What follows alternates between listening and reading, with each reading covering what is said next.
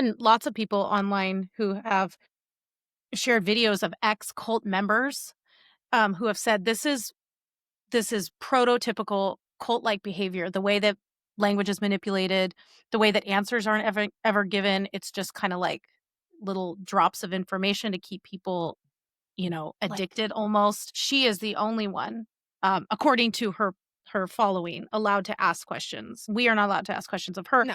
which once you see it, you're like, oh, that totally makes sense. Now I understand why you all respond to me like this. Welcome to Rivera and Reeves, the podcast where we break through the bias, report the news, and occasionally trip over our soapboxes while ranting about the headlines. Every week, we tackle the biggest stories with sharp analysis, unfiltered honesty, and just enough sarcasm to keep it fun. So pull up a chair, grab your coffee, and join us as we wade through the spin, because the media is trash and we have zero patience for their nonsense. Hey friends, welcome back to another episode of Rivera and Reeves. I'm Mercedes and I'm here with my friend Rachel. Say hello, Rachel. Hello, Rachel. Show everybody what you're drinking out of. We just want to do this right at the top. Top. It's a huge wine glass. It is 12:30 in the afternoon, but this is not filled with alcohol. It is a crispy, we're talking crispy Diet Coke. Okay. So cheers. We needed to tell people, because if I'm just like taking swigs out of this the entire episode, it's going to be problematic. But I do like drinking. Season. It is. I like drinking Diet Coke out of a wine glass because the ice to Diet Coke ratio is perfect for me. I don't like putting tons of Diet Coke in a regular glass with all the ice because I don't drink it that fast. But with a wine glass, it's smaller. I can fill it with ice and it stays crispy and cold for me. So this is and you my also hack. feel fancy while you drink your And Diet then you Coke. feel fancy. Right, exactly. Before we started recording, she's just like, and I'm like, are you drinking? Are you day drinking, Rachel? I'm like, It no is a judgment Thursday. here. Well, there have been times in the last year with the election and whatnot that it was a consideration. So, but not today. I have Christmas shopping to do. I have stuff to do. I don't blame you. Well, the news today is lit, of course. And you think as we're entering or in the holiday season stuff with stuff. No, absolutely not. This morning, we're not talking about this, but just so you guys know, if you don't know, they arrested someone for the January 6th DNC and RNC bombing, which around Jan 6th, it was the night before on 2021. It was the night before, but they're still calling it the January 6th pipe bombing, not the January 5th pipe bombing. They found him the next day. So, yeah. And apparently I just saw Chiron. I haven't looked into it, but apparently this is reevaluating existing evidence. It's not because they got new evidence, which makes me wonder, like, what the heck was the previous administration FBI doing? Mm-hmm. So just going to put that one out there. And they also released his name. He's from Woodbridge, Virginia. Oh, okay. Did not know that. And his name was, I think, Brian Cole. So they did just now release it in the last hour. Well, that is developing and is something that I'm sure many of our listeners were interested in. So, but before we start today's episode, if this is your first time here, welcome. You have found your new favorite podcast. Make sure you hit that follow button no matter where you're listening, your favorite podcast app, on YouTube, on Substack.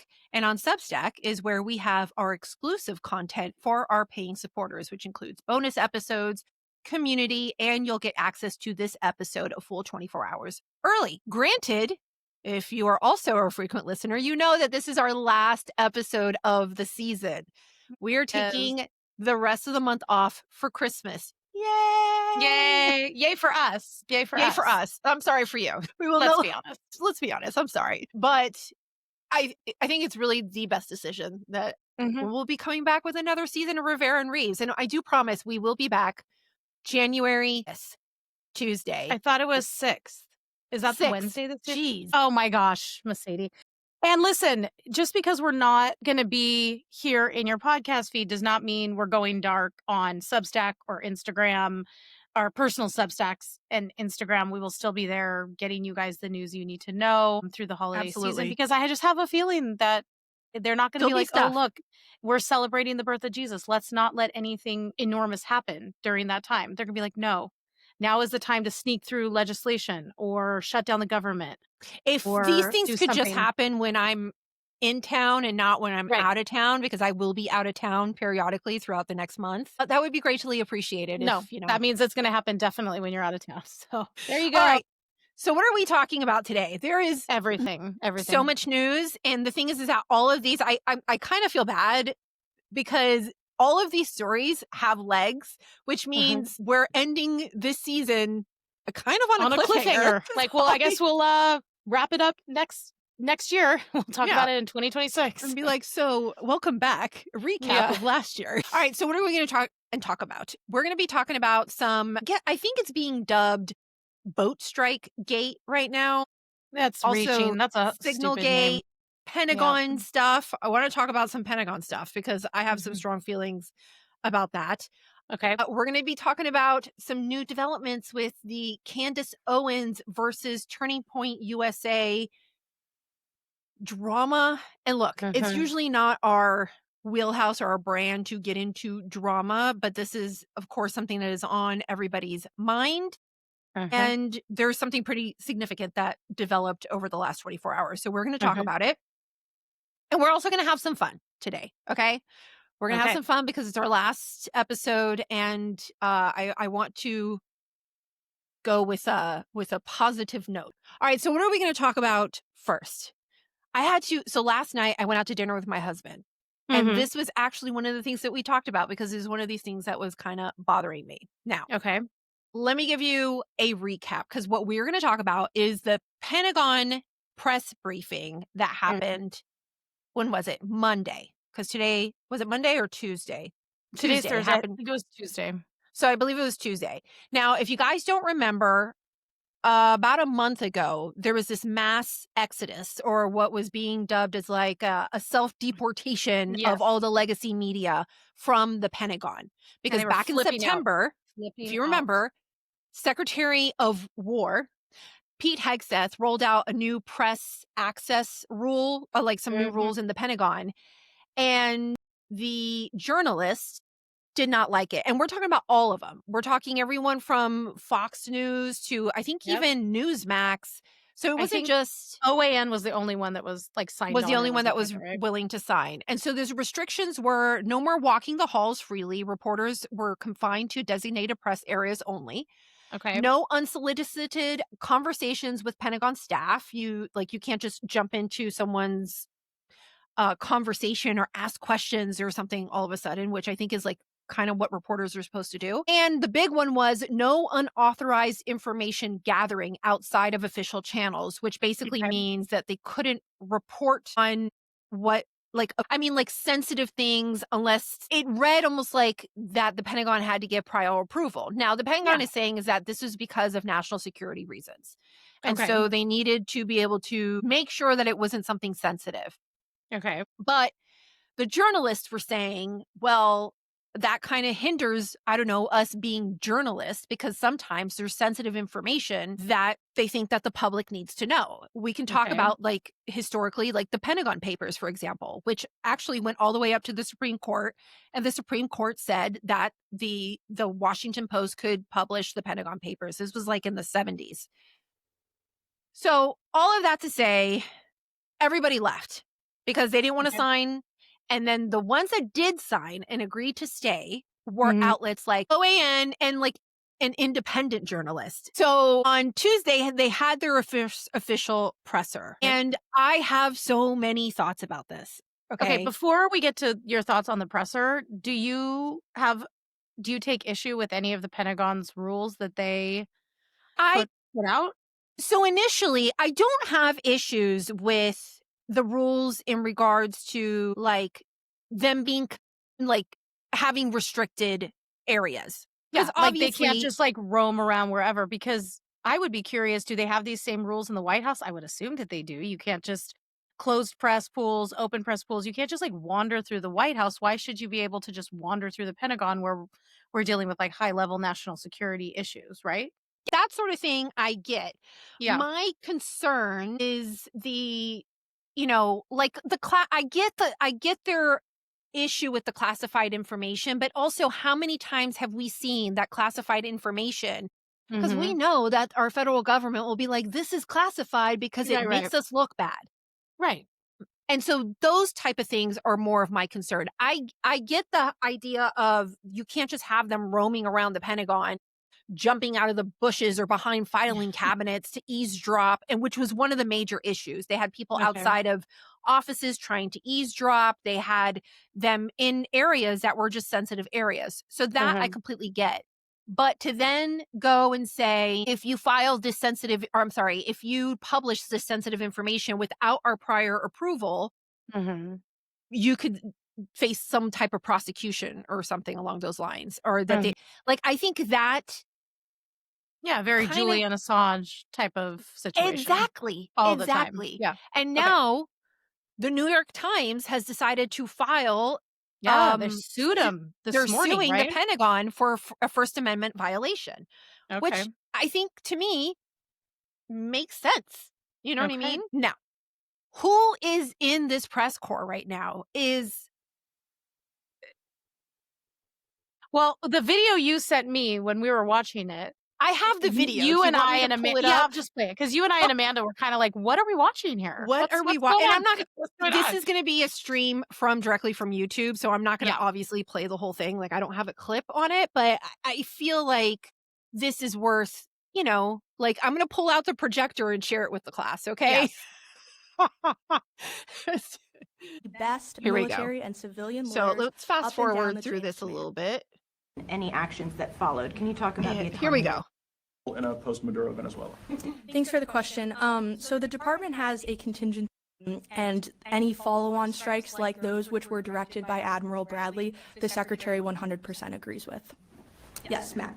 Kingsley, if Nicolas Maduro leaves Venezuela today, what role so this is will Matt the Department Gates, of War have and if you look, like, I'm going to scan through describe the process the administration audience will use to determine whether or not current members of the Venezuelan military or Venezuelan government have a role in a post-Maduro Venezuela. Thanks for the question. So we have Representative Matt Gates, or former Representative Matt Gates there, and he did kind of push on the questions there a little bit. Another one. Jets to Qatar. We have Laura Loomer there. To train Qatari pilots at their air base in Idaho if Qatar is included in the designation. Thank you for the question. We take very. Now, if you didn't hear the question, and I think her question was fair, she was like, if Qatar is affiliated, like the Muslim Brotherhood has been designated a terrorist organization. Yeah. They have an affiliation or a close relationship with Qatar. And so she's asking, are we going to continue to give our F-35s to Qatar? And so this is her response. Seriously, our partnerships, and we always do thorough evaluations to make sure that they protect our intelligence, our operational security, and that they serve the best interests of the American people. The U.S. military has a longstanding partnership with Qatar, and we look forward to continuing that partnership at our airbase in Idaho. And to announce at this time. Let me scan through this real quick because there was this one dude. Was it this guy? No. To me, the issue here, like, I'm playing some of this for the class, but it became a little surprising because what we have are mostly right-wing influencers, which is fine. I don't have a problem with them being there.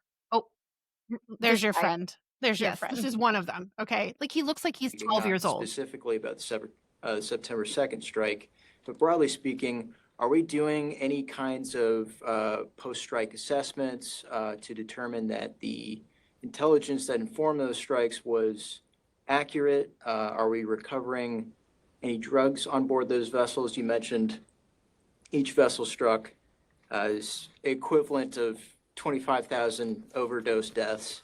So are we mostly picking up fentanyl or cocaine or what have you? What's going on with these boats? Like, what's on these boats? Thank you for the question. Okay, the whole thing does read a little. I don't want it to sound mean, but it reads a little JV. Like, yes, like not professional. And I get that it doesn't have to.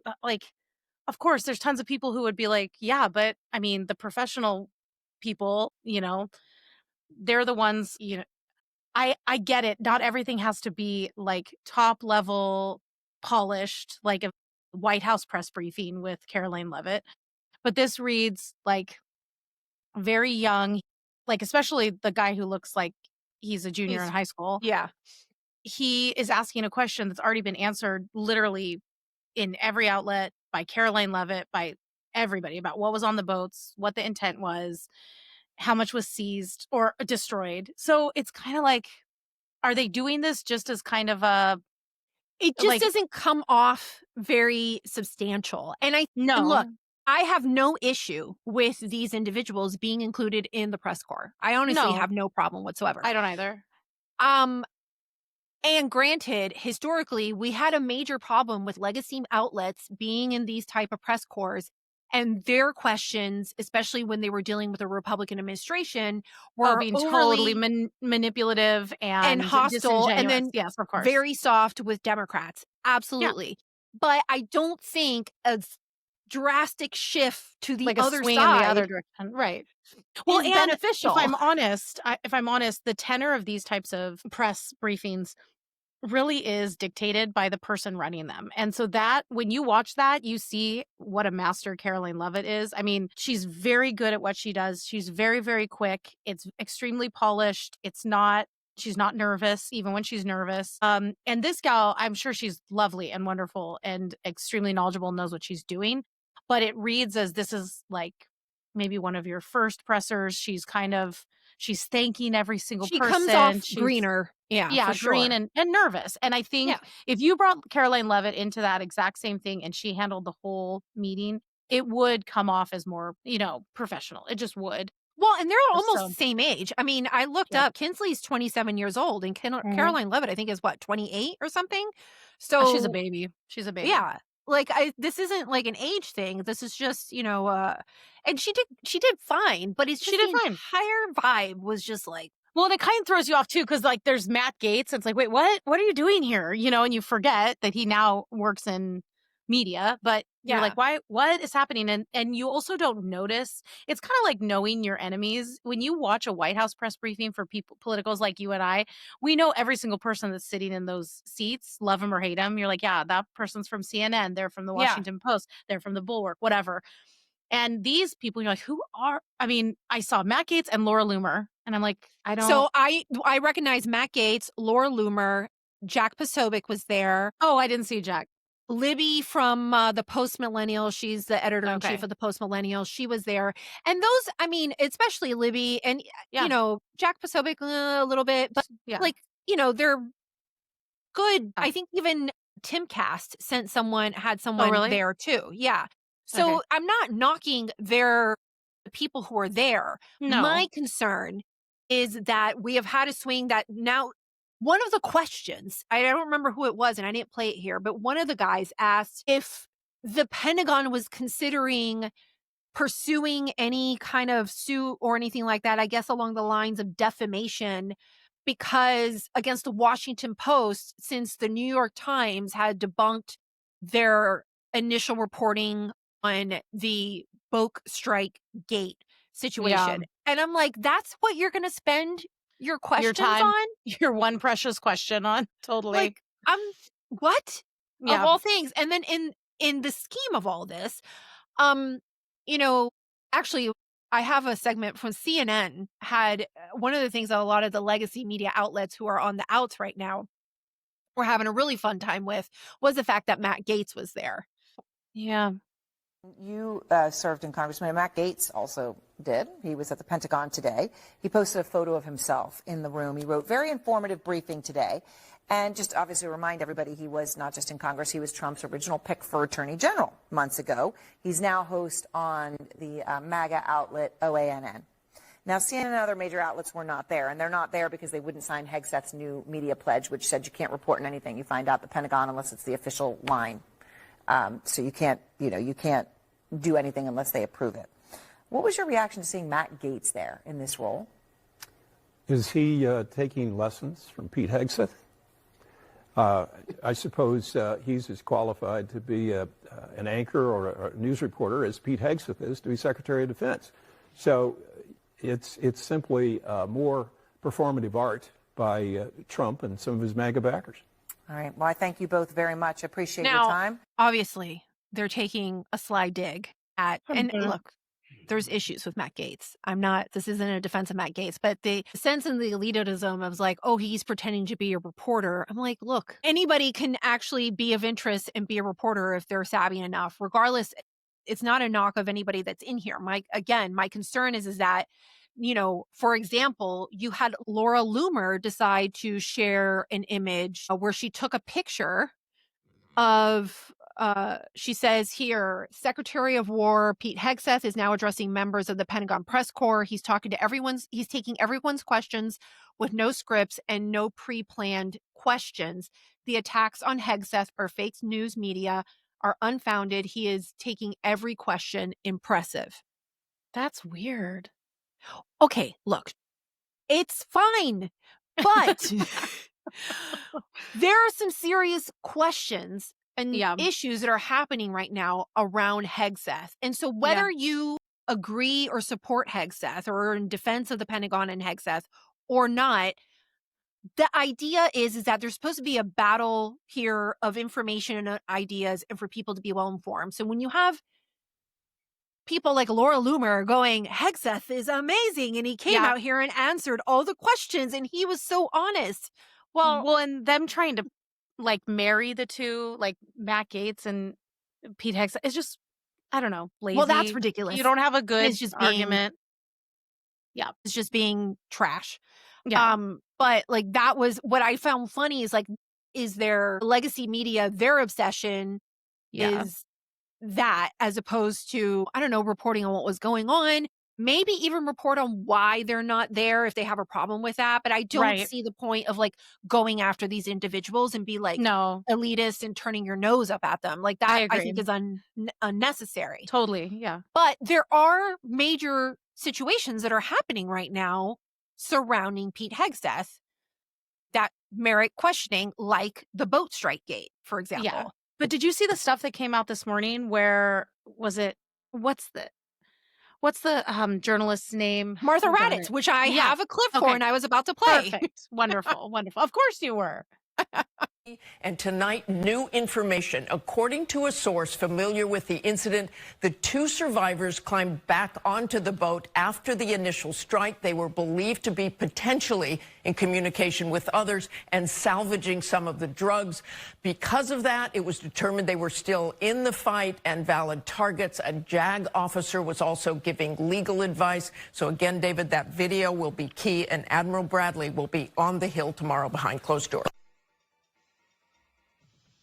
Well, that kind of changes the narrative. I mean, if that's the case, absolutely. Now, Admiral Bradley, who, if you guys were listening to the last episode, is the admiral that gave the order for the second strike that Hegseth says he supports. And, we covered all that. He's testifying today. I think he's actually testifying right now behind closed doors. I did see a Democrat come out. I can't remember which one. I was scanning the feed, and this Democrat congressman said something along like he watched the video and it was the most disturbing thing that he had ever seen, and that he thinks that this is definitely a violation. Now, we're talking about a Democrat here. We're talking about someone who has an agenda. And think what is important is, in this particular case, like I said in the previous episode, like we're not experts in military laws of engagement. There is a lot of debate happening right now on the legality of these strikes on these boats in Venezuela. Right. Some are saying it's within the president's right. Others, are arguing against that. I am not going to give my opinion. I have no idea. Right. But there is no question that the Washington Post's initial reporting, if what Raddatz is saying is correct, was not misinformed, false. Right. Yeah. Like it's like Russiagate, kind of the hoax. It's like a new hoax. It's their latest attempt. Let's put it at that. Well, and I think it matters. Like there's new details we're getting out. First of all, there's, certain determinations that it sounds like they qualified for still being in the fight. Then also, I had no idea that there was a JAG officer there with Admiral Bradley, which would provide legal advice on whether or not another strike would have been lawful. Right. That would have been good information to know. Maybe I missed it, but that was news to me. I don't think you missed it. I don't think it was there. So this is very much developing, but I think, it would have been nice if there were some other people in the room to ask questions about this situation versus just like nodding along, especially in addition to that, shortly hereafter, they had the Inspector General report that was released on Signalgate, which also involves Pete Hegseth. Correct. Now, you guys remember Signalgate, Jeffrey Goldberg of The Atlantic was added to a Signal chat, and the allegation was that Hegseth shared classified information on the chat. Yeah. Now, the IG report says that Hegseth violated Pentagon policy using personal device for official business. Information derived from the classified document marked secret or no foreign. It said that if it had been intercepted, would have, quote, endangered both U.S. servicemen members and the mission. Hegseth, by the way, refused to sit for an interview. He only provided his answers in writing or in a statement. And Hegseth had staff. Wait, let me see. Oh, okay. And then Hegseth afterwards, once this report was released, posted that he was totally exonerated and no classified information had been shared in case closed. Okay. Which I don't know, like, what is he literally said, classified document marked secret, that the information was derived from a document that was marked secret. But then you have Hegseth saying he was completely exonerated, no classified information, case closed.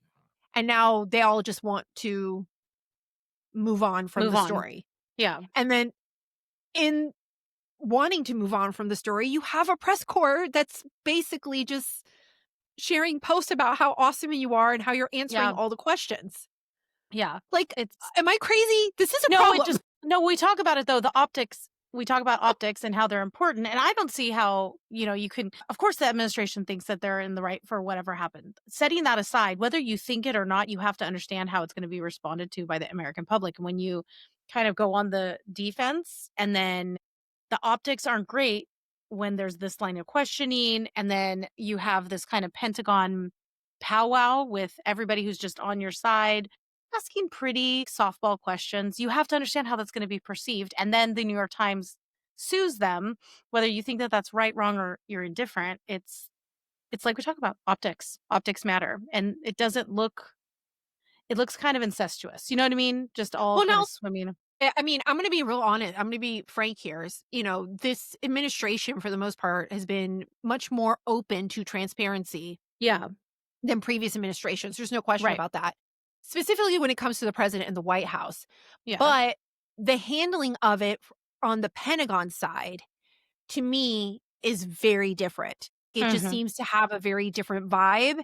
And I feel like there needs to be and I actually, believe it or not, even though initially when I heard about this agreement, I was like, I don't think it's a big deal. I think they should, like, the more I think about it, I can see the problems with agreeing to sign it and it being an issue, which I'm honestly surprised that it took this long for the New York Times to file a claim or to file a suit on First Amendment rights. Yeah. So I don't know. We'll see. We'll see what happens. Somebody else shared or decided to use their time to ask questions on whether or not these press conferences were going to continue to happen. And she was like, well, I hope so. I hope we can do it every week. So I don't know. Maybe we'll get to watch more. Maybe watch every White House press conference. I might be adding the Pentagon one on. Maybe we'll get invited to it. Do we need to apply? I mean, I'm not opposed to it. Yeah. I'm going. Like, again, I'm not turning my nose up at it. I want balance. My issue is balance. Yes. Okay? No, I agree with you. Yes. All right. Now, moving on to the next one. Let's talk about what probably is, I guess, the juicy bit or whatever, is Candace Owens versus Turning Point USA. I know you shared something on your Instagram yesterday, which we'll get into that. But I know that a lot of our listeners have been either following along or watching on the periphery that since the assassination of Charlie Kirk, Candace Owens is on some crusade that she has dictated or put upon herself to discover the truth of the assassination of Charlie Kirk. Right. And she does not accept any of the mainstream official narrative, be it from the FBI or even from Turning Point USA. And she has been obsessively teasing, covering, gating. quoting, investigating the assassination of Charlie Kirk ever since. And she has made a lot of suggestions, implications. How would you categorize what she's been doing? Accusations. And if she's not directly accusing someone of something, she's implying that they're involved somehow. In fact, I think at this point she's implied either overtly or subtly that, I mean, we're talking dozens of people are involved, which is really interesting too, that nobody really, the people who are asking the questions alongside her, I don't know if they're willing to ask themselves, you know, she doesn't know, but she knows, you know, her tagline. That she says that line all the time. And I'm like, okay. All right. Okay. All right. But all right. so she, on every single episode, there's new people, there's new findings, and she just knows that this is a big conspiracy of some sort, and nothing sits right with her, not one person. So at this point, she's implicated one way or another, like all of TPUSA, Erica Kirk, Charlie's best friends, Charlie's pastor, the administration, Donald Trump, Egyptians, Israel, underground assassins traveling through tunnels, right? Bumblebees, French men in maroon, like everybody's been implicated. And so my question to the people who watch her and imbibe it is, and so what you are then gathering from this is that all of those people are in this conspiracy, because that would mean then it is the largest conspiracy literally like in world history to do something if all of these people are somehow involved in this massive assassination and cover-up. And so at this point, she's implicated almost everybody. But specifically here, what we're talking about is how she's gone out of her way to implicate Turning Point USA in a humongous cover-up and somehow being involved in Charlie's murder, or at least being happy about it. I mean, she's suggested that Rob McCoy's son, Mikey, you know, was happy about it because he was the heir apparent. She's suggested that there's money, shady money stuff happening. And then even last night when she accepted, quote unquote, accepted and we'll get to that. She basically said, I'll be there, but, you know, don't pull any assassinations. Like, and she was being like kind of serious. So, I mean, she's just implicating them around every turn, you know, that they're going to assassinate her now, just like they assassinated their friend. It's wild. If someone came in and hasn't been here the last 6 months and you told them all of this, even if they previously liked Candace, they'd be like, wait, what? Go say that again slowly, because it doesn't make sense. And it just sounds so wild, but here we are. Yeah. It's been a slow drip every day, so people kind of get used to it and they get immune to the crazy. But if you step back, she's also been flooding people with information. Yeah. Because I've watched a few of these episodes and you get flooded with so many like possibilities and information that it's hard to keep track of. And you feel like you're always like so close and like one more thing, but then she doesn't deliver, or she'll put it behind a paywall, or there's nothing substantial to hold on to. Like every time she does a show, it's like sand going through your fingers where you're trying to figure out what it is. And if then you it's do a little bit new. of digging, it's either makes no sense, or there's a simple explanation for it. Yeah. So, in response to this, she has especially turned her aim towards Turning Point USA and has made a lot of significant accusations against Turning Point USA. And she has declared multiple times, why doesn't Turning Point respond to me? Why don't they sit down and have a conversation with me? Why don't they answer these questions? And like I've said in previous episodes, one of the things that a lot of people don't understand is that when there is an active investigation going on, for someone who is affiliated with that investigation in any way to just start spewing things publicly on the airways and create more fodder around it and bring more attention to it, to then poison the jury pool that you would want, I don't know, to find the guilty person guilty.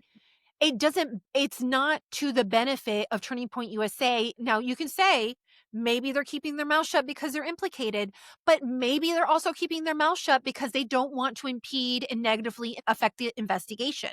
That's right. Both of these are possible. And so to just decide that it's only one thing and that it's some malevolent, because she has no evidence. That's the thing. And that to me is what is so frustrating. And so yesterday, Blake Neff, who is the longtime producer of the Charlie Kirk show, did like a 7-minute response video finally, because they have been quiet. Turning Point USA has been quiet. And addressed all of the allegations that she has suggested and insinuated, and then, announced a live stream from Phoenix to address every single one of Candace's claims, point by point, with receipts. That is a quote from Blake, and invited Candace to it. So I have a clip here of the end of his statement, followed by Candace Owens' response. Candace has mentioned several times that the ball is in our court. So here's what is going to happen. In the near future, there will be a live stream here in Phoenix where we address in a clear and comprehensive way the claims and accusations, the false accusations that have been made against Charlie's family, friends, and the people here at Turning Point. We plan to walk through everything carefully and thoroughly. If Candace is available, we would sincerely welcome her participation in that live stream at our studio here in Phoenix. At this point, we believe the ball is back in her court. Our motivation for doing this is not out of any obligation to Candace. It is about honoring Charlie. We feel a deep responsibility to protect his legacy, his work, and the truth. I feel that. I owe Charlie everything in my life. I feel it immensely. And that is why we feel compelled to speak clearly and openly now. We'll have more on this in the near future. Yay! Finally, you didn't have to get through all that shade that you were throwing me to get to the point that you were willing to answer questions. I'm the right person to sit across from you and to ask you questions, right? Some things that you told me on that day, they're not adding up. I think the entire world would like to see this discussion. You can pick the place, you can pick the time. I say we do it tomorrow. We don't need to plan for this. We don't need lawyers in between us, lawyer statements. It's not how I roll, okay? I don't care about any of that. I want it to be authentic. Like I said, you can take the money. We can raise money live for this conversation. That is how badly the world is demanding it. So I accept it with whistles and bells, everything. I fully accept. I say, let's do it tomorrow. Let's do it tomorrow. And my only ground rule is no assassinations. Okay? No assassinations, no funny business. You can't pretend you're going to do it and then Candace died in a mysterious accident. Okay? What the heck? Like, honestly, it's not okay. No assassinations. Don't kill me like you killed your friend. And who's she's like, let's do it tomorrow. No lawyers, no man, like nothing. And that's exactly how you roll. You do roll like that. Okay. And I think people are so spellbound by her that they can't see. Look, even if she was right about half the stuff she talks about, which she's not, her demeanor and the way she has handled his death and his assassination and how hurting people are with she laughs a lot about stuff. She jokes about things. She makes light of it grinds on me so hard. I hate it because it's making light of an extremely serious situation that has touched the whole country in one way or another, whether you liked or not. And it's turned into a circus with her. And you can tell just even the demeanor with which he's talking and the demeanor with which she's talking 2.5 months later, it's very different. It's very different. And I can't get over it with her.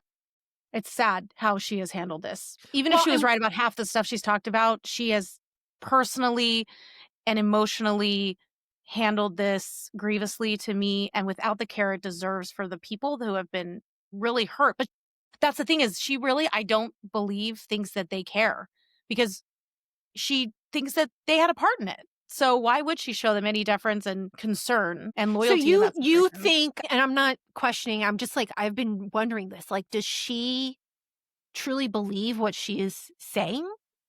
I don't know. And I think we can only assume things based on how she acts and what she says and it's a performance, her performances on her podcast. That's all we have to go on because we don't know her heart.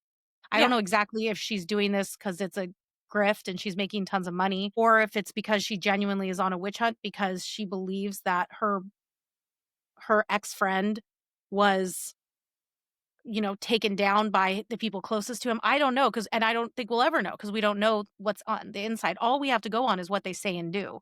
And over the last 2.5 months, she has made it abundantly clear that she thinks that no one in his circle that's close to him was loyal to him, which everybody was actually betraying him except for actually her. is really sad because she talks Yeah. about how he's the most influential person there was, yada, yada, yada. Well, then that would mean that he was pretty stupid because he had everybody who he surrounded himself with, like, duped him.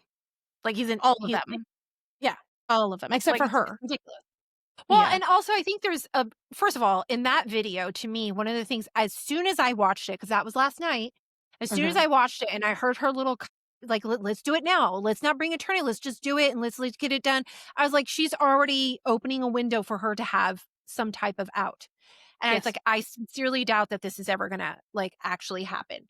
And Yeah. so Blake announced, it says the live stream we announced on the show Wednesday has been set at 4 p.m. Eastern, 2 p.m. local time on Monday, December 15th.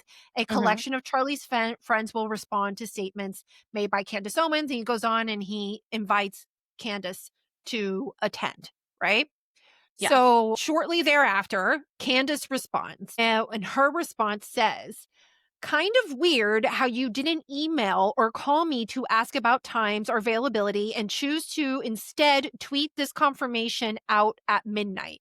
Why am I learning about this on X? December 15th does not work in person at 2 p.m. Pacific. It's also the literal time I do my podcast live every day, which you knew.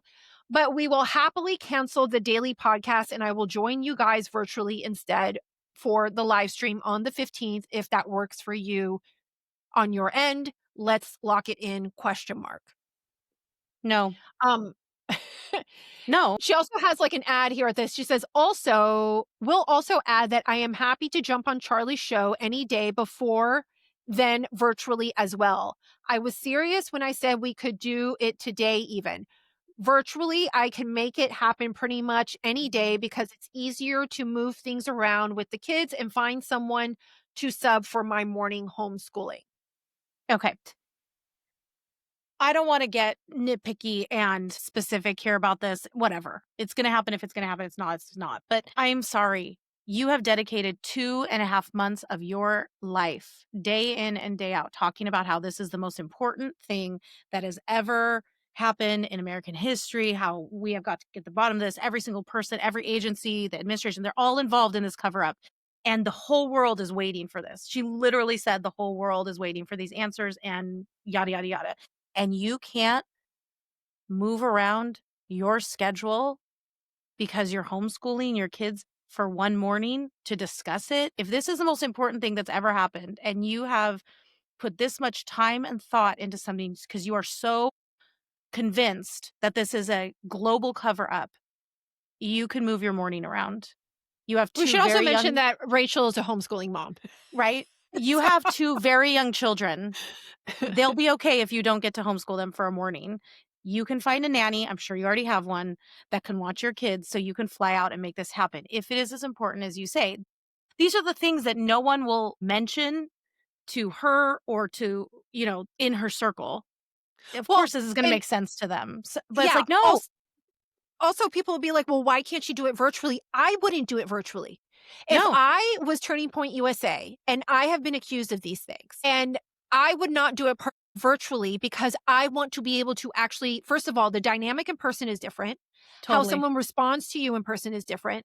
Absolutely. Second, they can't just like cut you off on the video as easily. Like they would have to literally walk out of the room and leave in order to end the conversation if they wanted to. Right. Well, and too, if she's in the comfort of her own studio with her managers and her producers, somebody can be coaching her. Well, and she can have all of her notes ready, all of the clipped whatever she wants at the ready.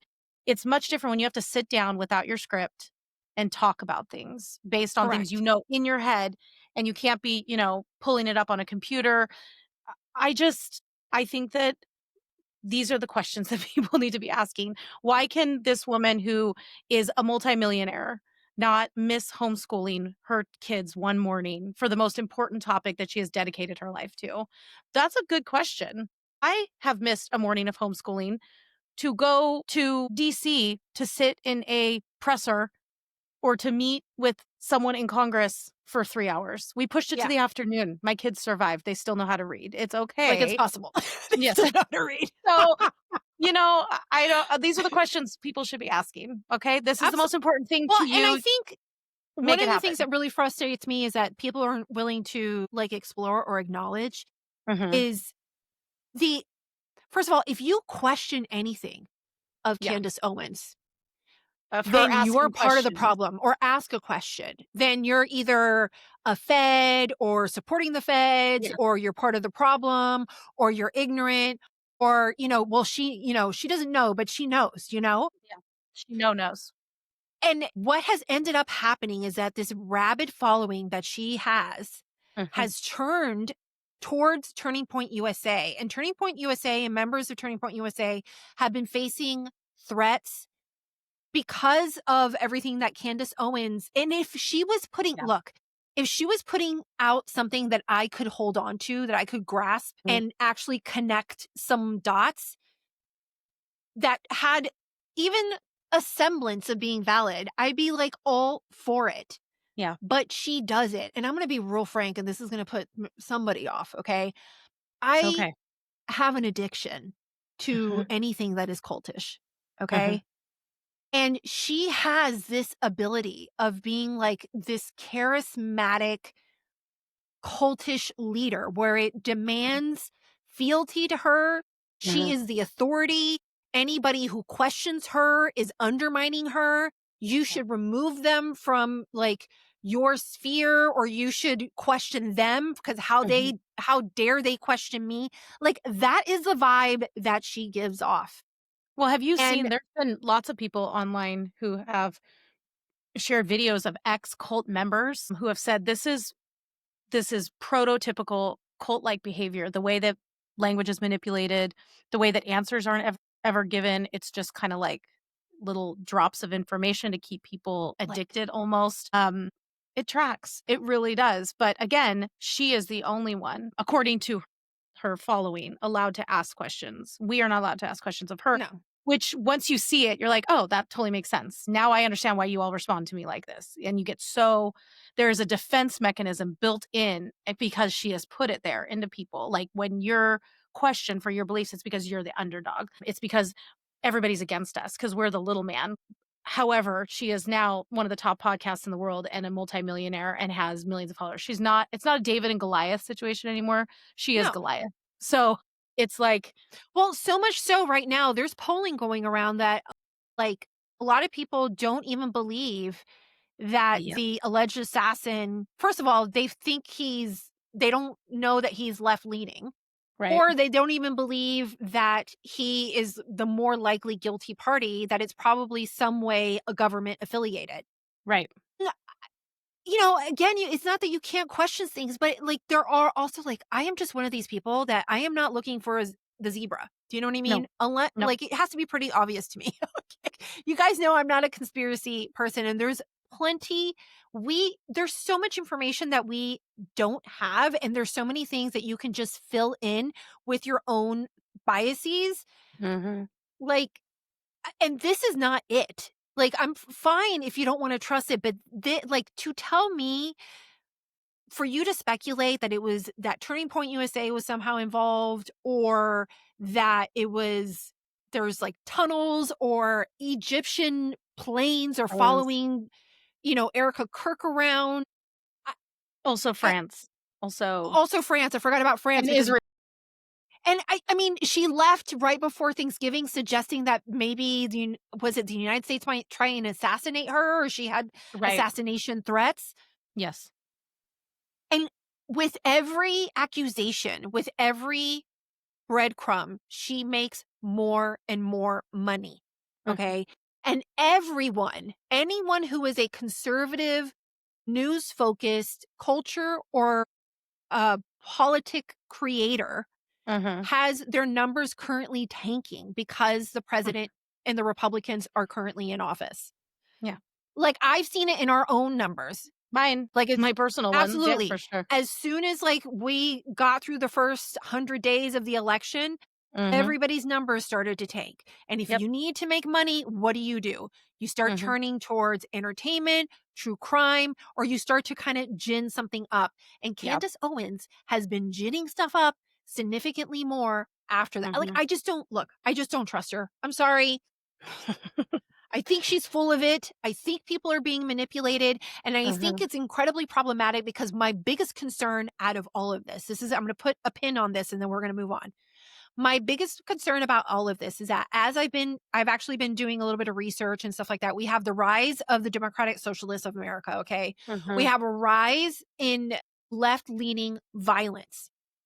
There are undercurrents right now that I believe, in my personal opinion, led to and contributed to the assassination of Charlie Kirk. I think there are people who want to have some form of revolution, be it via undercurrent like the DSA or be it more aggressive like left-leaning radicals and Antifa. Those things are happening right now. And for Candace Owens to be going around suggesting that it was Turning Point USA or the federal government when to me, this is clearly an issue of a rise in left-leaning violence. And she's just kind of distracting from that. And I feel like people are just going to get kind of like take their eye off the issue and get caught on the back foot because we're distracted with this nonsense over here when the bigger problem is bubbling under the surface and is, I think, a much more significant threat because it's a real threat and not some made up, I almost cursed, like ridiculous nonsense that she's created to make money and get people to pay her all of those, what do you call them? Those super chats or whatever. I don't even know because we don't have them because we don't make money with that. We don't qualify yet. My final word is when you just said, I don't like her, I don't trust her. And I thought, nor do I. However, there are other influencers and talking heads and podcasters that I don't trust.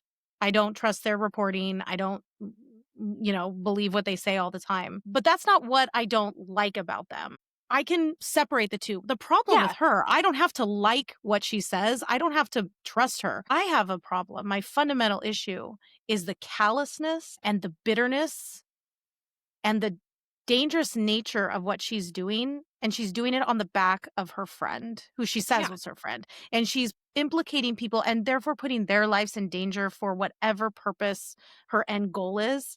And that to me is on this large of a scale. This isn't like us sitting here and talking about it. This is a person who has outsized influence in culture and in our country. She has millions of people following her. To think that this can't sway elections, to think it can't break apart coalitions is foolish. And she's doing it, and she knows that, and she knows how much power she has. And she is implicating people in a brutal murder of a cultural and political icon of our time. It doesn't matter that I don't disagree with her or that I don't agree with her. What matters is how she is handling this. Correct. Yes, so absolutely. backward. It's so backward. And the fact that she's bringing along other people and somehow twisting their ability to critically think. And they think that they are the ones critically thinking by agreeing with her. But they're getting swept up in something that I fear, and I truly hope it doesn't, is going to cause more violence. So I'm praying against that. And I hope that she does sit down with them one way or another and they take her to task on everything and things get hashed out and we can move on and she can maybe move on to a new conspiracy. Truly. Please move on. I'm serious. Move on. She'll move on to a new one. This will run its course and she'll move on. But I hope that that will happen without an incident. That's my hope. Yeah. Well, and I honestly, I don't know, because this one is not going to get resolved anytime soon. Like still, like it's brand new. He still has to go to trial. So I don't know what incentive she has to continue to move it along. Yeah. Right. So her incentive is to continue it, not to move it along. So, but let's move on to a happier note. I want to play. This is funny to me. Okay. Okay. Do I want to do that? Actually, we'll just move on to Christmas. I'm not going to do this otherwise. Yeah, I have to bounce quick. You have to wrap up. Okay. So moving on to a happier note, let's talk about Christmas, because this is our last episode of the season, taking a month off. Rachel messaged me today and she's like, I want to talk about Christmas. And so I was like, I do. Okay, we will do it. I think you're going to be disappointed with my answer, but let's go on. So what's your question? My question is, I mean, we could talk about all our traditions and whatnot, but I thought it would be fun. I always like to know people's favorite Christmas carols or songs. I think it can tell you a lot about the person. So I personally have several, and then I have one funny one that's like our family funny one that I just actually I love. But I would love to know your favorite when the holidays You're hit. gonna be so disappointed. I am going to be disappointed because I have a feeling. Is it like the Grinch? Well, I honestly, full disclosure, if I'm going to be real honest, I don't like Christmas music. Okay. Yep, you're right. Starting off with a bang. Especially, I'm not a huge fan. And now it's not, look, I'm not a Grinch or anything like that. It's just, I am not the person that's like immediately wanting to turn on Christmas music. I am not the person that wants to play Christmas music the entire Christmas season. But also music in general is just not my jam. I find music sometimes annoying. Okay. I prefer, like, I listen more to talk and podcasts and that type of stuff. And eventually, like, music will somehow, like, start to grate on my nerve. There's very few songs. I have a very tight collection of actual songs. Okay. What are your favorite Christmas songs? Now, also, being Puerto Rican. Okay. My Christmas songs that I like are Puerto Rican Christmas songs. No. And none of us know those. Tell us. That's what I'm saying. Like, you're going to be. Now, what's funny about them, especially if we have any listeners that also are Puerto Rican, like two of them, maybe.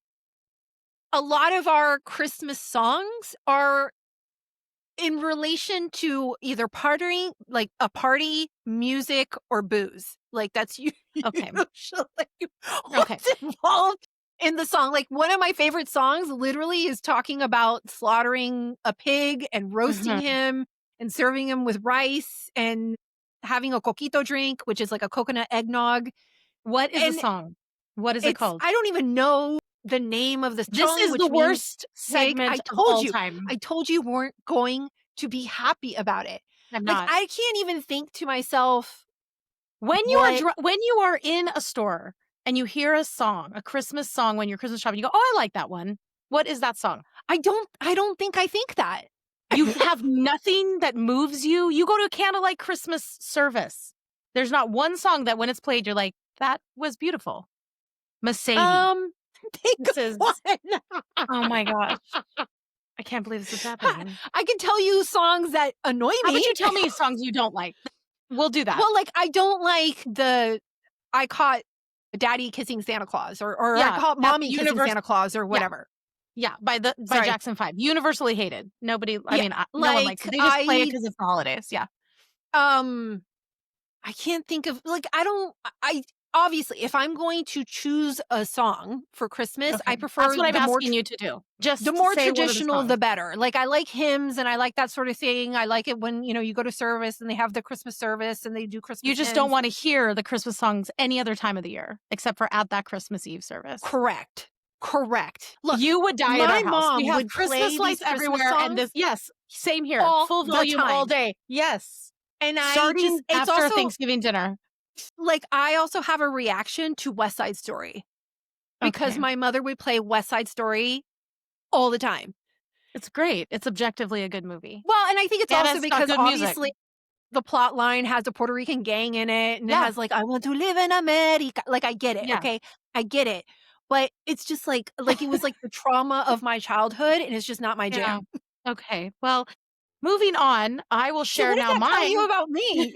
I don't know. Honestly, I want to send you like a mixtape of all the Christmas songs, and then Obed has to force you to listen to it. Okay, I haven't played a single Christmas song yet. How is that possible? It's December 4th. Because I don't like them. I don't like music. I even had it blasting before we got on to tape. And I was like, I should leave that on for background noise during our podcast. That'd be so cute. I love me a good Christmas movie. Love a Christmas movie. Okay, but when you're watching it with the music on in the background, I don't have music like on in the background. There's every Christmas movie has Christmas music in it. Oh, I get that, but I'm not like that's not Okay. the main plot. The main thing is the movie. Also, Die Hard is a Christmas movie. This segment, I've never seen Die Hard. I've never seen it. I know. This segment bombed. Like, big fat bomb. It was horrible. I'm just going to say my 3 favorite and then one I hate, one I love. That's our family favorite. And then we're just moving on. We're just shutting it down for the holidays. Christmas is canceled.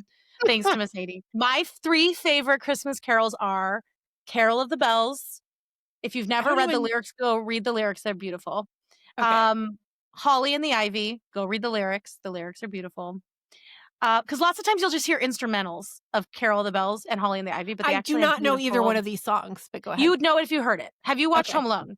Dun dun dun dun dun dun dun dun. Yes. That's Carol of the Bells. Okay, and then Holly and the Ivy is the na na na na na na na na na na na.